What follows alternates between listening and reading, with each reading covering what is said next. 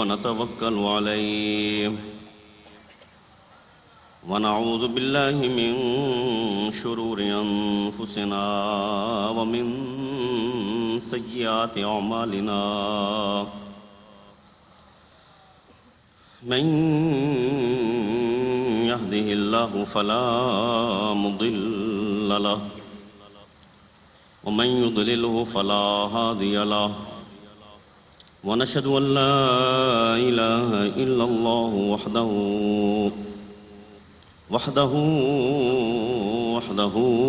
لا شريك له ونشهد أن سيدنا وسندنا وحبيبنا وحبيب ربنا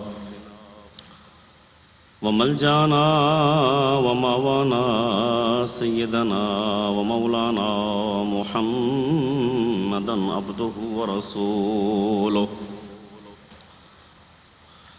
أما بعد فأعوذ بالله من الشيطان اللعين الرجيم بسم الله الرحمن الرحيم وَإِذْ غَدَوْتَ مِنْ أَهْلِكَ تُبَوِّئُ الْمُؤْمِنِينَ مَقَاعِدَ لِلْقِتَالِ آمنت بالله صدق الله مولانا العلي العظيم وبلغنا رسوله النبي الكريم الأمين إن الله وملائكته يصلون على النبي يا أيها الذين آمنوا صلوا عليه وسلموا تسليما اللهم صل على سيدنا ومولانا محمد وعلى آل سيدنا ومولانا محمد وأصحاب سيدنا ومولانا محمدا اللهم صل على سيدنا ومولانا محمد وعلى آل سيدنا ومولانا محمد وأصحاب سيدنا ومولانا محمد وبارك وسلم الصلاة والسلام عليك يا سيدي يا رسول الله وعلى آلك وأصحابك يا سيدي يا حبيب الله الصلاة والسلام عليك يا سيدي يا رحمة للعالمين وعلى آلك وأصحابك يا سيدي يا سيدي يا سيدي يا خاتم النبيين بندہ پروردگارم امت احمد نبی دوست دار چار یارم تابع اولاد علی مذہب حنفیہ دارم ملت حضرت خلیل خاک پائے غوث اعظم زیر سایہ ہر ولی گنج بخش فیض عالم مظہر نور خدا ناقصاں را پیر کاملاں را رہنما اللہ رب العالمین احکم الحاکمین جل جلالہ و جل شانہ و اتم برہانہ کی حمد و ثنا اور حضور نبی اکرم نور مجسم شفیع معظم احمد مجتبیٰ جناب حضرت محمد مصطفیٰ صلی اللہ تعالی علیہ وآلہ وسلم کی بارگاہ اقدس و انور میں ہدیہ درود و سلام عرض کرنے کے بعد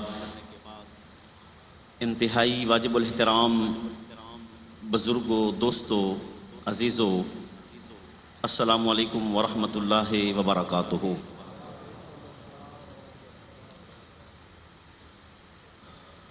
ماہ شوال المکرم کی آج 10 تاریخ ہے اور 15 شوال المکرم سن 3 ہجری کو اسلام کا دوسرا بڑا غزوہ، اسلام کی دوسری بڑی جنگ، جسے جنگ احد یا غزوہ احد کہا جاتا ہے۔ غزوہ احد یہ احد پہاڑ کے دامن میں وقوع پذیر ہوا، اس لیے اس کا نام غزوہ احد ہے۔ اور غزوہ اس جنگ کو کہتے ہیں کہ جس کے اندر نبی پاک صاحب الاولاق صلی اللہ تعالی علیہ وآلہ وسلم بنفس نفیس تشریف فرما ہوں۔ جس جنگ میں نبی پاک علیہ الصلوۃ والسلام خود تشریف فرما ہوں اسے غزوہ کہتے ہیں، اور جس جنگ کے لیے نبی پاک علیہ الصلوۃ والسلام نے لشکر روانہ فرمایا لیکن خود تشریف فرما نہیں ہوئے اسے سریہ کہتے ہیں۔ تو یہ غزوہ احد میں آقا علیہ الصلوۃ والسلام خود تشریف فرما ہوئے، اس لیے اس کا نام غزوہ ہے۔ اور اس غزوہ کے اندر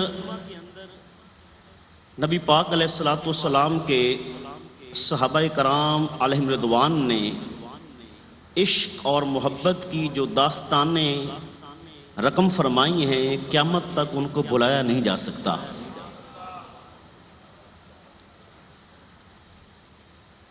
یہ غزوہ احد اگر ہم اس کا سبب دیکھیں کہ اس کا سبب کیا تھا، کیوں یہ وقوع پذیر ہوا،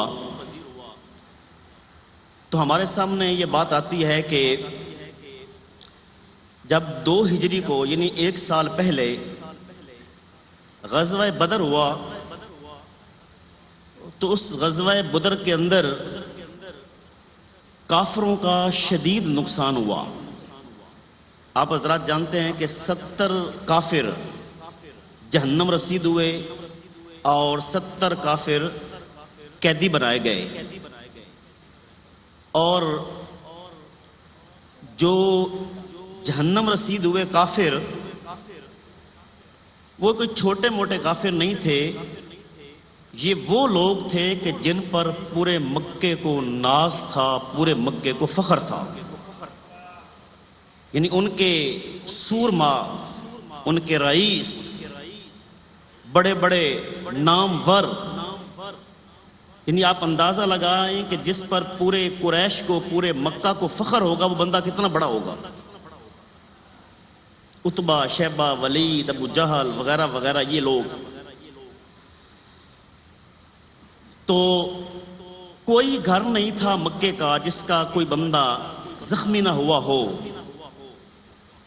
تو جس وقت سن 2 ہجری کو غزوہ بدر ہو گیا، ان کا شدید نقصان ہوا کافروں کا، تو اب ہر گھر میں صف ماتم بچھی ہوئی ہے مکہ کے، اور کافروں کا بچہ بچہ انتقام کی آگ میں جل رہا ہے کہ کوئی وقت آئے ہم جا کر مسلمانوں سے انتقام لے، مسلمانوں سے جا کر بدلہ لے۔ 1 سال تک انہوں نے تیاری کی، درمیان میں اور بھی غزوات ہوئے جن کی تعداد 5 یا 6 ہے، لیکن وہ اس نوعیت کے نہیں تھے جس نوعیت کا غزوہ بدر اور غزوہ احد تھا۔ پورے 1 سال کی تیاری کے بعد کافروں نے بہت بڑا لشکر مسلمانوں کے مقابلے میں تیار کیا۔ نظریہ کیا تھا کہ مسلمان مدینہ پاک میں ہیں، ہم جا کر وہاں حملہ کریں گے تو معاذ اللہ مسلمانوں کو ختم کر دیں گے، یہ ان کا نظریہ تھا۔ پورا سال تیاری کی، جب تیاری مکمل ہوئی، روانہ ہونے لگے، تو پھر اللہ کے محبوب علیہ الصلوۃ والسلام کو بھی اطلاع مل گئی کہ وہ کافر تیاری کر کے مدینہ پاک پر حملہ کرنے کے لیے آ رہے ہیں۔ اور اگر آپ قرآن مجید سے پوچھیں تو قرآن مجید کے اندر تقریباً 1 پاؤ یعنی ایک سپارے کے اندر کتنے پاؤ ہوتے ہیں؟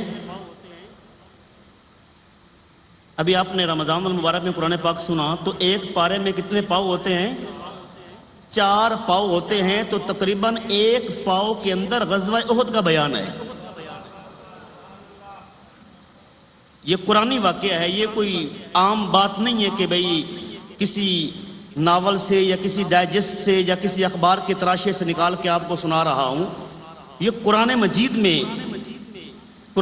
میں وقت بھی موجود ہے، یعنی جس وقت نبی پاک علیہ الصلوۃ والسلام وہاں پہنچے نا غزوہ احد کے اندر، اس وقت کا ذکر ہے جو میں نے آیت پڑھی وَإِذْ غَدَوْتَ مِنْ أَهْلِكَ تُبَوِّئُ الْمُؤْمِنِينَ مَقَاعِدَ لِلْقِتَالِ۔ نبی پاک علیہ الصلوۃ والسلام فجر کا وقت تھا۔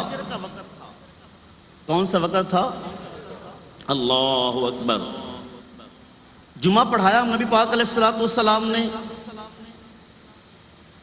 14 شوال کو۔ کس شوال کو؟ آپ کی توجہ میری طرف رہے گی نا جی، تو پھر مجھے بات کرنے میں ذرا سکون رہے گا۔ نبی پاک علیہ الصلوۃ والسلام نے 14 شوال المکرم کو جمعہ پڑھایا۔ جمعہ پڑھانے کے بعد ایک جنازہ پڑھایا۔ جنازہ پڑھانے کے بعد آقا کریم علیہ الصلوۃ والسلام مدینہ پاک سے 1000 کا لشکر لے کر روانہ ہوتے ہیں، اور ادھر کافر 2 دن پہلے ہی 3000 کا لشکر جرار لے کر احد کے دامن میں آ جاتے ہیں۔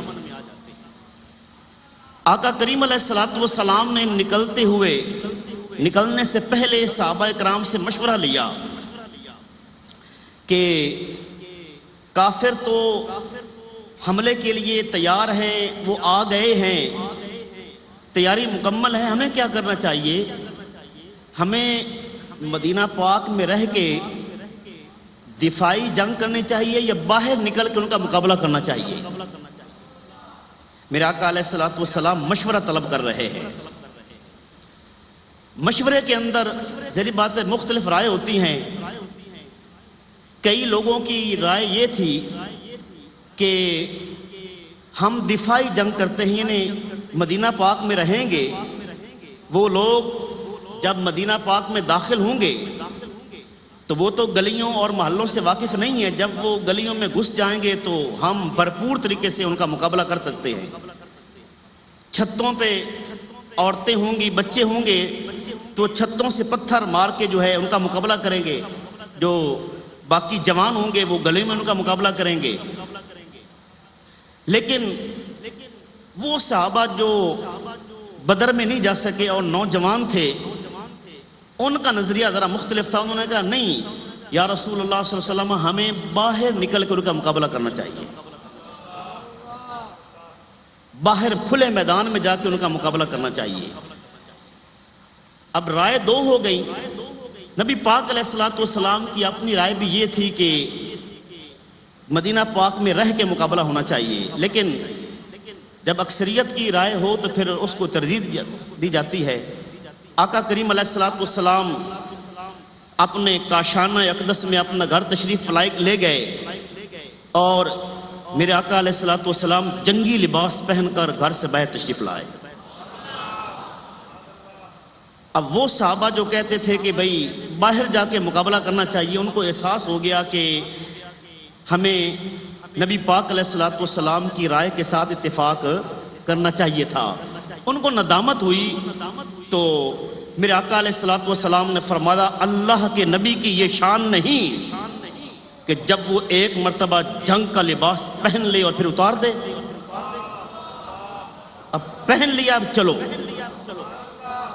اب میں نے جنگی لباس پہن لیا ہے، اب میدان میں چلو۔ اللہ اکبر۔ نبی پاک علیہ الصلوۃ والسلام 1000 کا لشکر لے کر روانہ ہوئے، تو راستے میں ایک منافق بھی تھا جس کے ساتھ کچھ لوگ تھے۔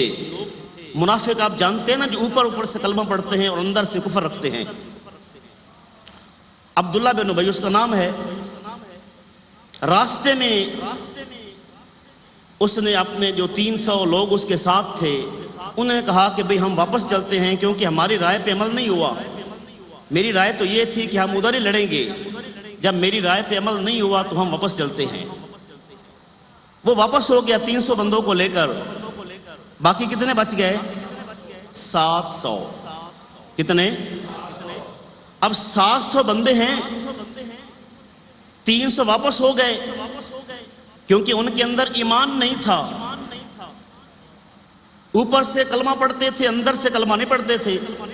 اگر اندر سے کلمہ پڑھتے ہوتے تو پھر جو نبی پاک علیہ الصلوۃ والسلام نے فیصلہ فرما دیا تھا اس پر آمین کہتے. اچھا پھر دیکھیے ذرا، ان کی اس چال کو دیکھ کر دو قبیلے اور آپس میں مشورہ کرنے لگے کہ ہمیں بھی واپس جانا چاہیے. اب قرآن میں موجود ہے اذ ہمت طائفتان منکم ان تفشلا واللہ ولیہما. قرآن میں ہے. اس کو دیکھ کر دو قبیلے اور آپس میں جو ہے وہ مشورہ کرنے لگے کہ ہمیں واپس جانا چاہیے. تو پھر کیا ہوا؟ اللہ پاک نے ان کے دلوں کو مضبوط کر دیا. اذ ہمت طائفتان منکم ان تفشلا واللہ ولیہما. یہ اللہ تبارک و تعالی نے ان کی مدد فرمائی. تو خیر ان دو قبیلوں کی اللہ نے مدد فرمائی، واپس نہ گئے، نبی پاک علیہ الصلوۃ والسلام کے ساتھ جو ہے وہ روانہ ہیں. راستے میں نبی پاک علیہ الصلوۃ والسلام نے ایک جگہ پڑاؤ کیا اپنے لشکر کا معائنہ کرنے کے لیے کہ اگر ہمارے لشکر میں کوئی بوڑھا آدمی ہے، کوئی بچہ ہے تو اس کو واپس بھیج دیا جائے، کیونکہ ہم کوئی کھانے پینے کے لیے تو جا نہیں رہے، جنگ کے لیے جا رہے ہیں. تو بوڑھے بندے کا کیا کام ہے، بچے کا کیا کام ہے؟ نبی پاک علیہ الصلوۃ والسلام نے معائنے کے لیے لشکر کو روکا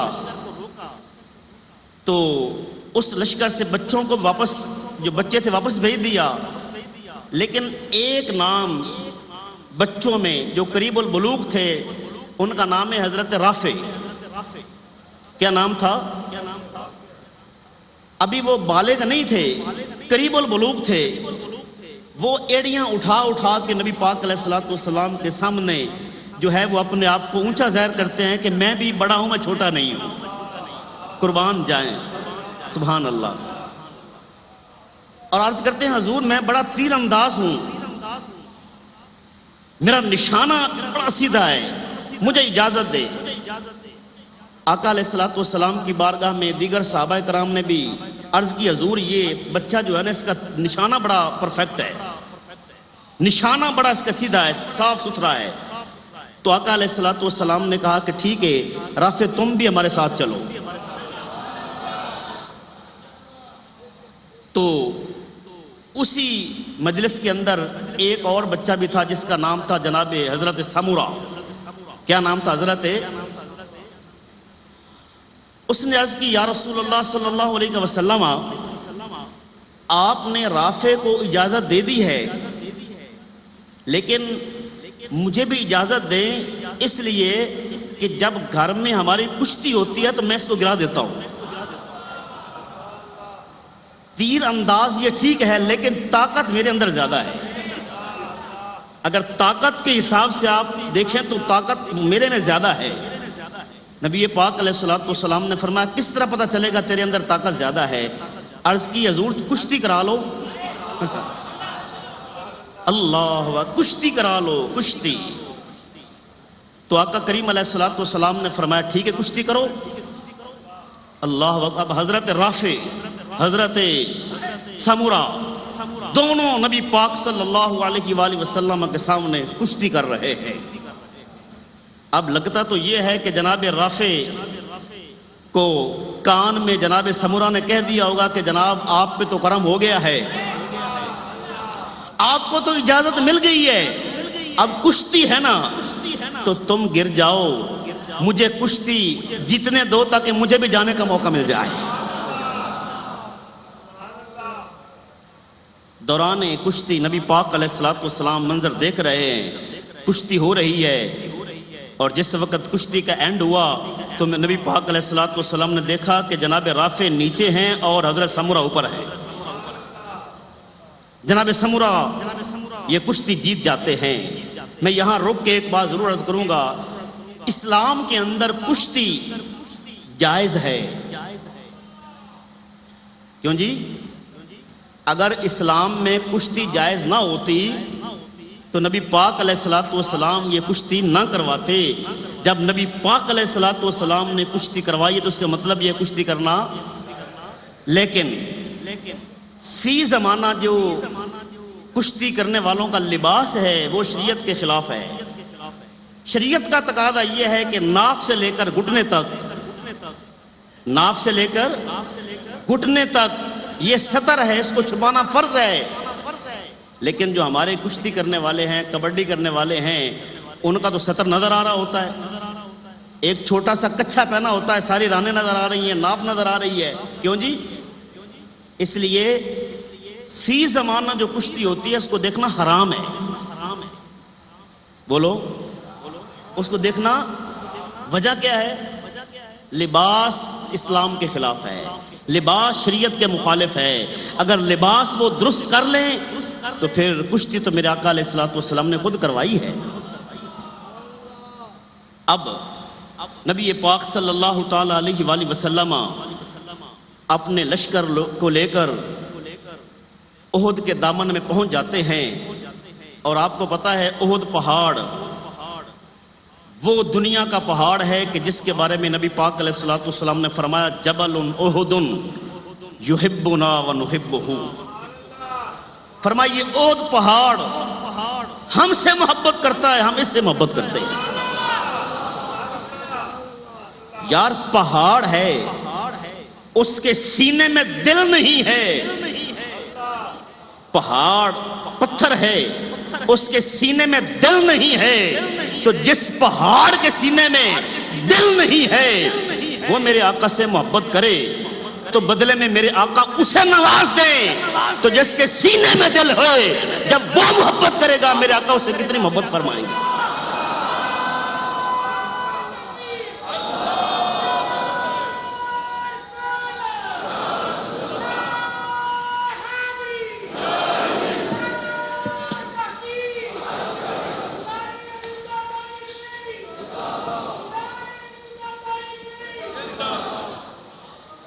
اور پھر یہ احد پہاڑ جس کے بارے میں آقا علیہ الصلوۃ والسلام نے فرمایا یہ پہاڑ بولیے ہم سے محبت کرتا ہے اور ہم اس سے محبت کرتے ہیں۔ احد پہاڑ کی یہ شان ہے کہ ایک مرتبہ نبی پاک صلی اللہ تعالی علیہ وآلہ وسلم احد پہاڑ پہ تشریف فرما ہوئے، اور آپ کے ساتھ جناب صدیق اکبر بھی ہیں، جناب عمر فاروق بھی ہیں، جناب عثمان غنی بھی ہیں رضی اللہ تعالیٰ عنہ۔ احد پہاڑ پر جب آقا علیہ الصلوۃ والسلام اپنے صحابہ کرام کے ساتھ تشریف فرما ہوئے تو خوشی سے جھومنے لگ گیا، اپنی قسمت پہ ناز کر رہا ہے کہ میں کتنی قسمت والا ہوں کہ آج میرے آقا میرے اوپر تشریف لائے ہیں۔ کیونکہ نبی پاک علیہ الصلوۃ والسلام کائنات کی ہر چیز کے نبی ہیں، پہاڑوں کے بھی نبی ہیں۔ پہاڑ بھی سمجھتے ہیں کہ آج میرے آقا میرے اوپر تشریف فرما ہیں۔ جب احد پہاڑ خوشی سے جھومنے لگا تو آقا کریم علیہ الصلوۃ والسلام نے فرمایا اسکن یا احد، اے احد ٹھہر جا، علیک نبی و صدیق و شہیدان۔ فرمایا احد پہاڑ سکونت اختیار کا، ٹھہر جا، تیرے اوپر ایک اللہ کا نبی ہے، ایک صدیق ہے، دو شہید ہیں۔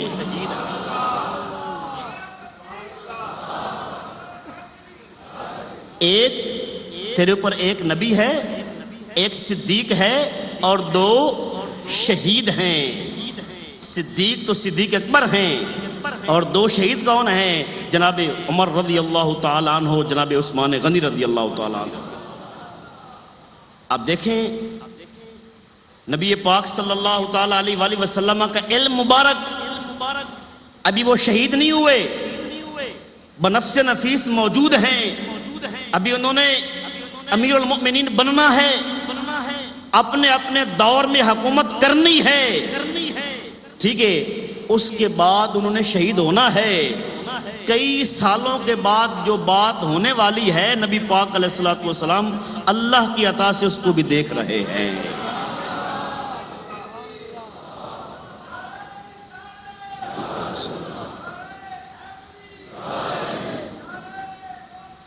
اب سنیے ذرا، نبی پاک صلی اللہ علیہ وآلہ وسلم جو کام ہونے والا ہے اسی کو تو علم غیب کہتے ہیں، اسی کو تو، اور یہ الحمدللہ ہم اہل سنت و جماعت کا عقیدہ ہے، اللہ پاک نے اپنے محبوب علیہ الصلوۃ والسلام کو کائنات کی ہر چیز کا علم عطا فرمایا۔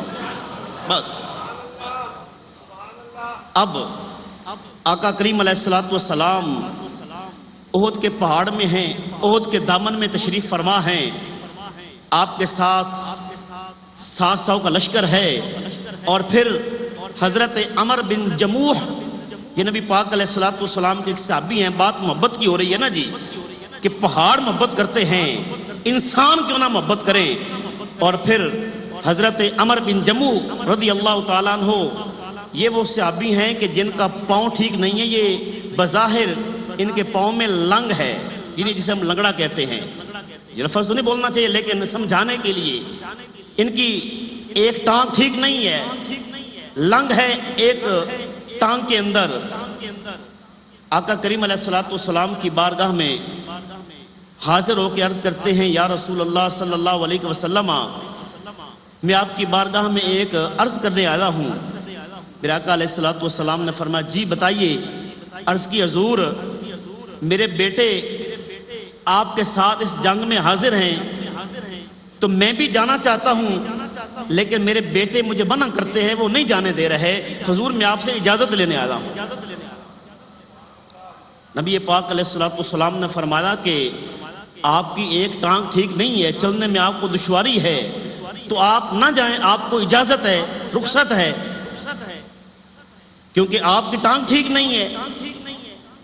جب نبی پاک علیہ الصلوۃ والسلام نے فرمایا کہ آپ کو رخصت ہے، آپ نہ جائیں، تو انہوں نے جو آقا علیہ الصلوۃ والسلام کی بارگاہ میں عرض کی نا، عرض کرتے ہیں، یا رسول اللہ صلی اللہ علیہ وسلم، کیا لنگڑا بندہ جنت میں نہیں جا سکتا؟ اللہ اکبر، یعنی جس کی ٹانگ خراب ہو تو کیا وہ جنت میں نہیں جا سکتا؟ نبی پاک علیہ الصلوۃ والسلام نے فرمایا، ٹھیک ہے تمہیں اجازت ہے، تم بھی اس میں شامل ہو جاؤ۔ اور پھر مزے کی بات ہے کہ جس وقت جنگ کا اختتام ہوتا ہے، آپ کی زوجہ محترمہ حضرت عمر بن جموح کی زوجہ آپ کو لینے کے لیے آتی ہیں، شہادت ہو گئی، شہید ہو جاتے ہیں، وہ آپ کو ایک اونٹ پر سوار کر کے واپس مدینہ پاک میں لے جانا چاہتی ہیں کہ وہیں ان کی تدفین کریں گے۔ اونٹ پہ بٹھا کے جب مدینہ پاک کی طرف لے جانا چاہتی ہیں، اونٹ چکر کاٹ کے پھر واپس احد کی طرف آ جاتا ہے۔ وہ مدینہ پاک کی طرف لے جانا چاہتی ہے لیکن اونٹ چکر کاٹ کے پھر واپس احد کی طرف آ جاتا ہے۔ بار بار یہ معاملہ ہو رہا ہے، بالآخر نبی کریم علیہ الصلوۃ والسلام کی بارگاہ میں حاضر ہوئیں اور آپ کی عرض کی، یا رسول اللہ صلی اللہ علیہ وسلم، یہ کیا ماجرا ہے؟ میں اپنے شوہر کو، عمر بن جموح کو، مدینہ پاک میں لے جانا چاہتی ہوں کہ وہاں تدفین ہوگی ان کی، لیکن اونٹ جو ہے وہ مدینہ پاک کی طرف نہیں جاتا، واپس احد کی طرف آتا ہے۔ یا رسول اللہ صلی اللہ علیہ وسلم، یہ کیا ماجرا ہے؟ تو آقا علیہ الصلوۃ والسلام نے فرمایا کہ جس وقت یہ مدینہ پاک سے چلے تھے، انہوں نے اللہ کی بارگاہ میں دعا مانگی تھی، یا اللہ مجھے واپس مدینہ نہ بھیجنا۔ یعنی یہ شہادت کے طلبگار تھے کہ یا اللہ مجھے واپس مدینہ نہ بھیجنا، میں جا رہا ہوں، مجھے اپنے راستے میں قبول فرما لے۔ تو فرمایا اب یہ واپس کس طرح جا سکتے ہیں؟ ان کی دعا اللہ نے قبول فرما لی۔ پھر نبی پاک صلی اللہ تعالی علیہ وآلہ وسلم نے وہیں احد پاک کے اندر آپ کی تدفین فرمائی۔ یاد رہے غزوہ احد، اس کے اندر مسلمانوں کو شکست نہیں ہوئی۔ کچھ لوگ منہ پھٹ قسم کے ہوتے ہیں، وہ کہتے ہیں کہ شکست نہیں، شکست تب ہوتی کہ صحابہ کرام میدان کو چھوڑ کر بھاگ جاتے، اور کافر وہاں قبضہ کر لیتے. جو بھاگے ہیں وہ مسلمان نہیں ہیں، وہ کافر ہیں، تو شکست اس کو ہوتی ہے جو بھاگ جاتا ہے. بھاگے کافر ہیں، لہذا شکست کافروں کو ہوئی ہے. مسلمانوں کو نقصان ضرور ہوا ہے. کیوں جی؟ جب 70 بندے شہید ہو جائیں نقصان ہوگا کہ نہیں ہوگا؟ اب قرآن کہتا ہے اِن یمسسکم کرحم فقد مس القوم کرحم مثلہ. میں نے عرض کیا پورا ایک پاؤ ہے جو اس واقعہ کو بیان کر رہا ہے. قرآن مجید میں ہے صحابہ کرام نے دیکھا کہ 70 لوگ ہمارے شہید ہو گئے ہیں، پریشان ہوئے. تو اللہ نے قرآن مجید کی آیات نازل کی، فرمایا کہ اگر تمہیں تکلیف پہنچی ہے تو کوئی بات نہیں ہے، اس سے پہلے یہی تکلیف ان کو پہنچ چکی ہے. 1 سال پہلے 70 کافر مارے گئے تھے، تو آج اگر تمہارے 70 بندے شہید ہو گئے ہیں تو پھر معاملہ تو برابر ہو گیا. فرمایا وَتِلْكَ الْأَيَّامُ نُدَاوِلُهَا بَيْنَ النَّاسِ. قرآن کہتا ہے یہ دن ہیں جن کو ہم لوگوں کے درمیان پھرتے رہتے ہیں، باریاں لگی ہوئی ہیں. کل کو اگر ان کا نقصان ہوا ہے، آج تمہارا ہو گیا ہے تو معاملہ برابر ہو گیا ہے. نبی کریم صلی اللہ تعالی علیہ وآلہ وسلم کہ صحابہ کرام نے جو جان نثاری کا نمونہ پیش کیا ہے، قیامت تک یہ منظر امت بھول نہیں سکتی. ایک حضرت طلحہ ہے، کیا نام ہے حضرت؟ بولیے طلحہ. نبی پاک علیہ الصلوۃ والسلام کے سامنے کھڑے ہیں اور میرے آقا علیہ الصلوۃ والسلام کی طرف جو بھی تیر آتا ہے اپنا جسم آگے کر کے اس تیر کو اپنے جسم کے اندر پیوست کر لیتے ہیں. 70 تیر آپ کے جسم پہ لگے. کتنے؟ صحابہ کرام کہتے ہیں جس وقت 70 تیر ان کے جسم پہ لگے انہوں نے کسی تیر کو نکالا نہیں. جب 70 زخم لگ گئے، 70 تیر ان کے جسم میں پیوست ہو گئے، تو یوں لگ رہا تھا جیسے یہ انسان نہیں ہے، یہ سے ہے، ایک جانور ہے سے، جس کے جسم پہ سارے کانٹے ہی کانٹے ہوتے ہیں، اس کا جسم نظر نہیں آتا. جناب طلحہ کا جسم نظر نہیں آ رہا تھا، سارا جسم تیروں سے بھرا ہوا تھا. 70 زخم. اور پھر نبی کریم علیہ الصلوۃ والسلام کے سامنے جو بھی تیر آتا ہے، جسم بھی زخمی ہے، ہاتھ آگے کیا اور اتنے زخم ہاتھ پہ آئے، اتنے تیر ہاتھ پہ لگے کہ آپ کا ہاتھ شل ہو گیا، ہاتھ ختم ہو گیا. آپ نے کہا ہاتھ جاتا ہے تو جائے، نبی پاک علیہ الصلوۃ والسلام کی حفاظت نہ جائے. نبی پاک علیہ الصلوۃ والسلام پہ سارا کچھ فدا کر دیا اور زبان پہ ایک ہی جملہ تھا، نفسی لنفسک الفداء. میری جان نبی پاک علیہ الصلوۃ والسلام کی جان پہ قربان ہے. وجہی لوجہک الفداء، میرا چہرہ حضور کے چہرے پہ قربان ہے. یہ عشق، یہ محبت نبی پاک علیہ الصلوۃ والسلام کے صحابہ نے ہمیں بتائی ہے. اور پھر جس وقت نبی پاک صلی اللہ تعالی علیہ وسلم یہ واحد جنگ ہے جس کے اندر خود نبی پاک علیہ الصلوۃ والسلام بھی زخمی ہو گئے. یہ زبان پہ لفظ نہیں آ سکتا کہ نبی پاک صلی اللہ تعالی علیہ وآلہ وسلم کے ساتھ یہ معاملہ ہوا ہے، لیکن ہوا تو ہے نا جناب. نبی پاک صاحب الاولاق صلی اللہ تعالی علیہ وسلم، آپ کا چہرہ مبارک زخمی ہوگا، آپ کا دانت مبارک کا حصہ بھی شہید ہو گیا. اتنا شدید حملہ ہوا، لیکن میرے آقا کریم صلی اللہ تعالی علیہ وآلہ وسلم نے اللہ کی بارگاہ میں ان کے لیے بد دعا نہیں کی. صحابہ کرام نے عرض بھی کی یا رسول اللہ صلی اللہ علیہ وسلم اب ان کے لیے بد دعا فرما دے، انہوں نے اتنا نقصان کر دیا ہے. تو نبی پاک صلی اللہ تعالی علیہ وآلہ وسلم نے اللہ کی بارگاہ میں یہی دعا کی، اللہم اغفر لقومی فإنہم لا یعلمون. عرض کی یا اللہ میری قوم کو معاف کر دے کیونکہ مجھے پہچانتے ہی نہیں ہیں. اگر یہ مجھے پہچان لیتے تو یہ سلوک کبھی بھی نہ کرتے، یہ سلوک کبھی بھی نہ کرتے. اور پھر جب میرے آقا کریم علیہ الصلوۃ والسلام جنگی حکمت عملی کی وجہ سے پہاڑ پہ چڑھنے لگے ایک پہاڑ پہ چڑھنے لگے نا تو پہاڑ ذرا اونچا تھا، نبی پاک علیہ الصلوۃ والسلام اپنا قدم مبارک اوپر رکھنے لگے تو یہی طلحہ رضی اللہ تعالیٰ عنہ جن کے جسم پہ 70 زخم آئے، ہاتھ بھی شل ہو گیا، انہوں نے نبی پاک علیہ الصلوۃ والسلام کی بارگاہ میں حاضر ہو کر اپنی کمر آگے کی کہ حضور میرے اوپر قدم رکھ کے آپ اوپر چڑھ جائیں، اور میرے آقا علیہ الصلوۃ والسلام نے انعام کیا دیا؟ نبی پاک علیہ الصلوۃ والسلام کی زبان مبارک سے یہ جملے نکلے، فرمایا قد اوجب طلحہ، فرمایا طلحہ کے لیے جنت واجب ہو گئی، طلحہ کے لیے جنت واجب ہو گئی ہے، اور فرمایا من احب ان ينظر الى شہید یمشی علی الارض فلینظر الى طلحہ، فرمایا جو بندہ زمین پہ چلتا پھرتا شہید دیکھنا چاہتا ہے وہ میرے طلحہ کو دیکھ لے، جو چلتا پھرتا شہید دیکھنا چاہے، من احب ان ينظر الى شہید، فرمایا جو زمین پہ چلتا پھرتا شہید دیکھنا چاہے وہ میرے طلحہ کو دیکھ لے۔ اللہ اکبر۔ یہ حضرت طلحہ رضی اللہ تعالی عنہ آپ کی قربانی کے 70 زخم کھانے کے باوجود بھی نبی پاک علیہ الصلوۃ والسلام کے لیے اپنی جان کو حاضر کیے ہوئے ہیں۔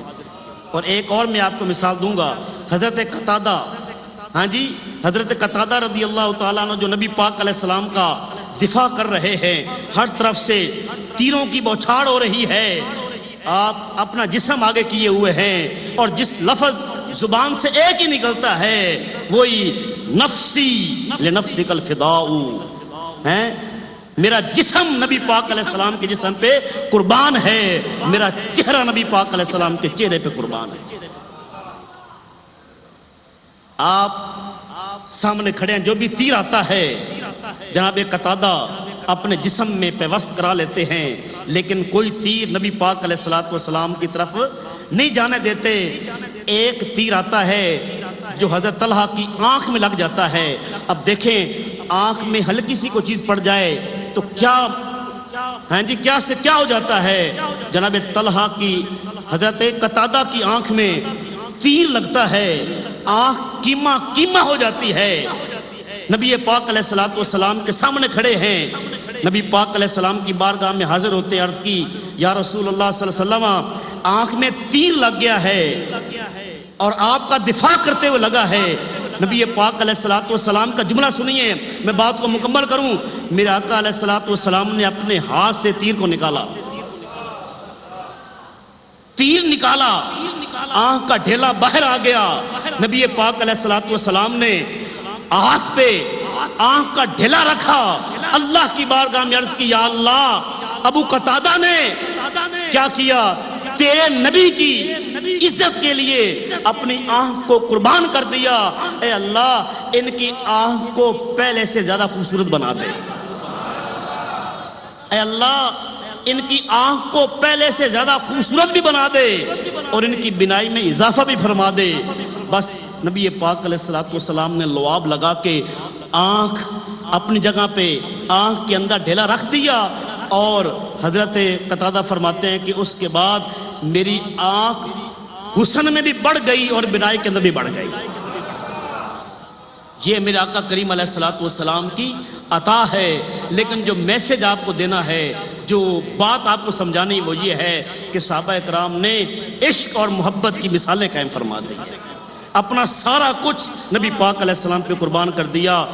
آج بھی مسلمان سارا کچھ نبی پاک علیہ الصلوۃ والسلام کی عزت اور حرمت پر قربان کریں گے تو انشاءاللہ دونوں جہانوں کی کامیابیاں مقدر بنے گی۔ اللہ تعالیٰ مجھے آپ سب کو سمجھنے کی توفیق عطا فرمائے۔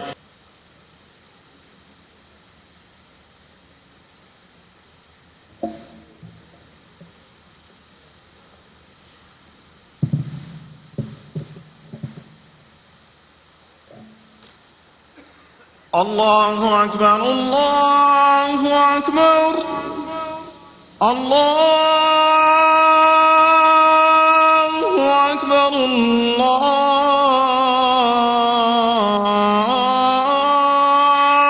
اکبر، اشہد ان لا الہ الا اللہ،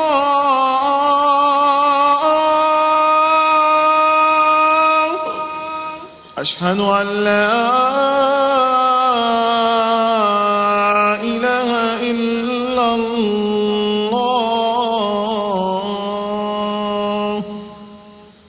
أشهد أن محمدا رسول الله.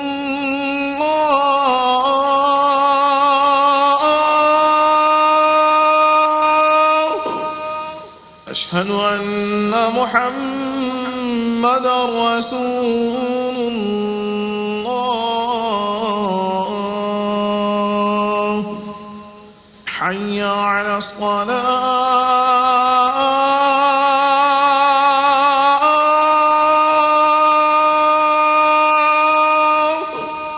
حي على الصلاة.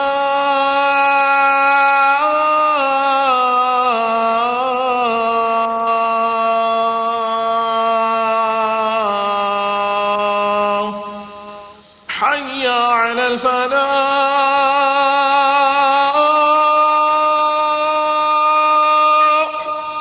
حي على الفلاح.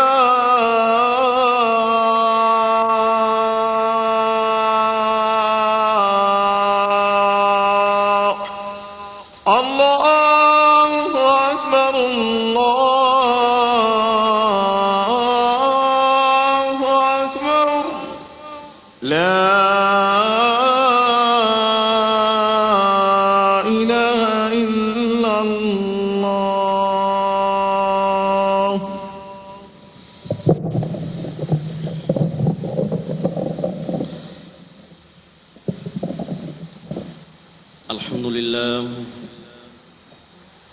الحمد لله نحمده ونستعينه ونستغفره ونؤمن به ونتوكل عليه ونعوذ بالله من شرور أنفسنا ومن سيئات أعمالنا من يهده الله فلا مضل له ومن يضلله فلا هادي له ونشهد أن لا إله إلا الله وحده لا شريك له ونشهد أن سيدنا ومولانا محمدا عبده ورسوله. قال الله تبارك وتعالى في كلامه المجيد إن الله وملائكته يصلون على النبي يا أيها الذين آمنوا صلوا عليه وسلموا تسليما. اللهم صل على سيدنا ومولانا محمد وعلى آل سيدنا ومولانا محمد وصحاب سيدنا ومولانا محمد وبارك وسلم. بارك الله لنا ولكم في القرآن العظيم ونفعنا وإياكم بالآيات والذكر الحكيم. إنه تعالى جواد قديم كريم ملك بر رؤوف رحيم.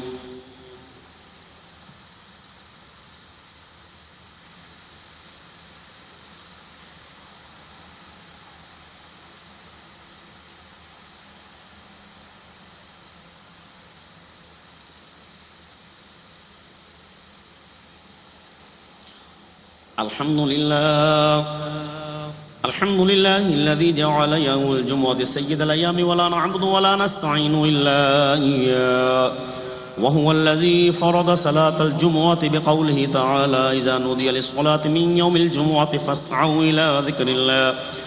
والصلاة والسلام على خير الأنام وعلى آله وأصحابه الكرام خصوصا على أفضل البشر بعد الأنبياء بالتحقيق أمير المؤمنين أبي بكر الصديق رضي الله تعالى عنه وعلى الناطق بالصدق والصواب أمير المؤمنين عمر بن الخطاب رضي الله تعالى عنه وعلى كامل الحياء والإيمان أمير المؤمنين عثمان بن عفان رضي الله تعالى عنه وعلى أسد الله الغالب أمير المؤمنين علي بن أبي طالب رضي الله تعالى عنه وعلى الإمامين الهمامين السعيدين الشهيدين أبي محمد الحسن وأبي عبد الله الحسين رضي الله تعالى عنهما وعلى سائر الصحابة والتابعين رضوان الله تعالى عليهم أجمعين.